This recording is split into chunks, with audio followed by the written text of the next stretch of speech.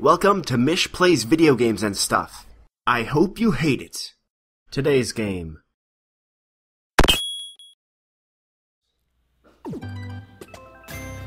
Hello friends, Mysh here. Tonight, we are playing, wait for it, Wizorb. Just me this time. Lonely old Mysh playing video games. I have a game in progress. Actually, whoa, it put me right in the level. Alright, I'm okay with this actually. Yeah, it's a brick breaker. Here we are. That broke my train of thought, because I thought it was going to take me to the world map. Yes, there was a world map, believe it or not, in a brick breaker. Okay, so here's the deal. This is a brick breaker, but it's a very fun game. Oh, what am I saying?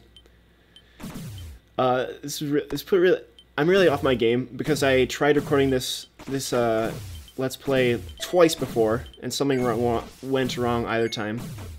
So I'm not even sure where to start, because there is a lot I have to say about this game. I just don't know where to start. But, you know, I suppose we're in no rush. We'll take our time and ease into this game.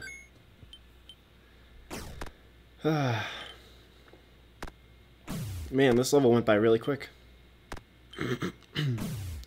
Some of the later levels take, I don't even know how long, just forever and ever to finish. Hey, that wasn't so bad. Perfect score. Slimes everywhere. Alright, check this out. It is a brick breaker, but it's got a unique twist on it, which is that you can launch these spells, so watch what I'm going to do. Okay, that was a little bit anticlimactic. Let's see if I can do it again when the orb comes back down. If it ever comes back down. Yeah, so here's the thing. Probably the most, the thing that this game has to its namesake is that you can launch these spells, which is very fun. Oh my gosh, I totally wasted that one. You can launch these spells that kind of make the game easier, or more interesting. Yeah, I don't know if it makes it easier. It makes the game a little more complex than just, you know, paddling a ball back and forth. Playing Pong with a brick wall. Man, this level's been over really quick, too. So, this is not a game for Sega Genesis. I don't know if you might get that mistaken or not. I know I've been playing a lot of Sega Genesis games. This is a game you can play on your computer. I'm not sure if it's on any consoles or anything.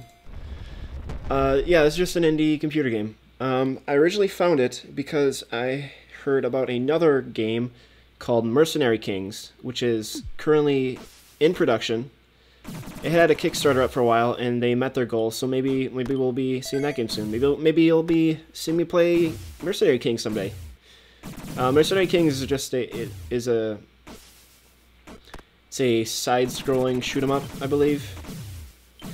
We don't need to talk about that too much, but the reason I found that game is because I was following this guy called Paul Robertson. If you haven't heard that name before, he is the guy responsible for the awesome look to the Scott Pilgrim vs. the World video game. The pixely look and those nice little animations and all that.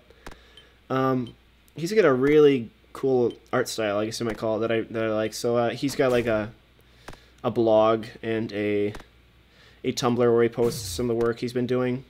I'll put links in the description because I feel like I'm gonna talk about him a lot. But I really like you know, the work he's done on games, and he's also done some short animations which are really awesome. Link those too. I will link those in the description if you look below.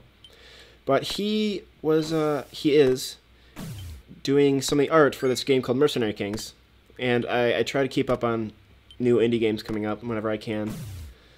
So I checked out this Kickstarter. This story's taking a while, I'm aware, but we're not in a rush. We're not in a rush. We will take our time. I was looking at the Kickstarter for this game, Mercenary Kings, and one of the benefits of being a backer was that you got a free copy of this game, Wizorb, which is another game by the, by Tribute. And I looked at the little video. I looked into this game a little bit, and I basically just looked far enough to see that it was a brick breaker. And I wasn't too impressed. I didn't look too far into it. But I didn't want to. I didn't want to spend money on it. Scumbag Mysh don't want to spend money on a brick breaker, so I didn't.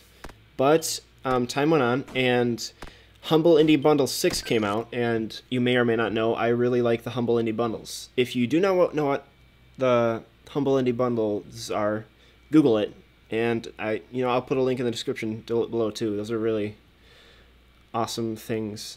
Okay, pause the story. This is a shop. Check it out. You can buy like a longer paddle or a life or something. I'm not interested, so we'll pass this by. Okay, back to the story. Humble Indie Bundle 6 came out, and I always buy the Humble Indie Bundles because I love the games that come out of there. And they usually do a little deal thing where maybe like a week after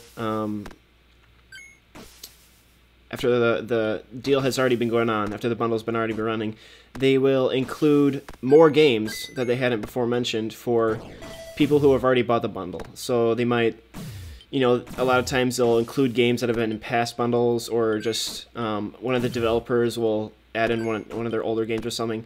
Anyway, Wizorb was added to the bundle, so I got this game for free, and I didn't even, expect it. So I was like, okay, cool. I've heard this game. I can finally get a chance to play it and not having to pay that much for it. Because if you know what the Humble Indie Bundles are, you basically pay what you want for like a bundle of 6 or so indie games, which is awesome.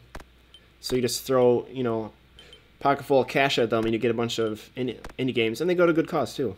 But yeah, I'm not here to talk about Humble Indie Bundle. I got this game Wizorb, so I finally have a chance to play it. It is actually a lot more fun than I had ever expected. I play this like on my lunch breaks or between classes at school on campus when I don't really have much else to do. I'll just like sit and play this for 15 minutes, or I don't know. It's that's the best way to describe it. It's a lunch break game.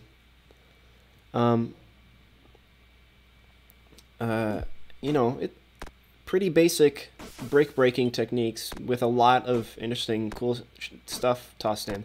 The way this is the way I feel about it. After so many other games like this being released in the past, I feel like to release another game like it at this point in time, you have to do it really well to like impress anyone, which is a challenge in itself, but also like you get the benefit of having all those past games to learn from and kind of take what worked and take out what didn't work. I feel like that's what this game does. It kind of like assembles all the best bits of past brick breaker games and what makes them work great, and puts them in one game, and then adds their own unique twist on it, which is as video game development should be. Like games should always be evolving, and it's always good when people try new stuff. So obviously they've got their own unique visual style, this kind of pixely thing. I'm not entirely sure, but I think Paul Robertson might have done some work for this game too. I mean, I can, judging by some of the animations, I can kind of see his style in it, but I don't want to be wrong about it. Okay, well, first life lost. Life lost. Blah, blah, blah, blah. Can't say I'm too disappointed. I'm doing okay. But anyway, yeah, this game's got a good visual style to it, and there's a lot of really unique gameplay aspects to it too. Like, the whole theme is you're this wizard, and you're bouncing a magical orb around with your wand, I guess. A little silly sounding, I guess, but, it's a video game, don't care. And the spells, I'll show you some of the cool spells once I get out of this bonus level. Yeah, this bonus level in itself is a cool, unique thing that I don't think has been done too much before. I don't know. But yeah, as you saw, there are like, kind of like doors in the sides of levels, and if you can get your orb into it, then you'll enter it, and it'll either be a shop or a bonus level or something. And it's cool because like you can't lose a life here. If you miss the orb and it drops past you, you just go back into this level, which is really awesome. But you can also use spells to help you finish levels. If you look on the right side of my screen, there's the little red bar that says magic. And that governs how many of these magic spells I can use. Like this blue brick on the left there, I might just be too lazy to get it, or let's say if it was giving me trouble and I couldn't reach it for some reason. I can just do this. Game over. Just launch a fireball. Level over. That easy. And it just takes a little bit of your magic. Also, another cool thing is you can do this.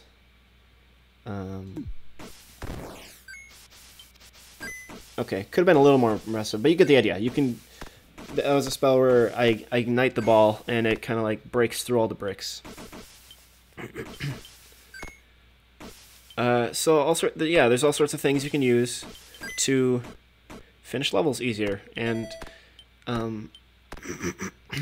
something I heard from Wolfire Software, which is another software company I expect to talk about a lot in maybe a future Let's Play, is that the guy who writes the blogs for this Wolfire Software, David Rosen is his name. He said something really interesting about one game he's working on. He said he wants to make it so the most interesting way to play is also the most effective, which I think is a really good way to think about game design, being the most effective way to play, like the dominant strategy in finishing levels and getting ahead, is also the most fun and most interesting way to play. And I think this spell interface type thing kind of plays into that. Like, it makes it so you don't have those moments where you're just stuck and you can't get into a brick and it takes you like an hour to finish a level. So it severely decreases the annoyance factor that brick breakers sometimes have. And also, you know, it's really satisfying when you ignite the fireball and destroy a whole bunch of bricks. Like, okay, I'll show you. Like this! Oh, feels good, man.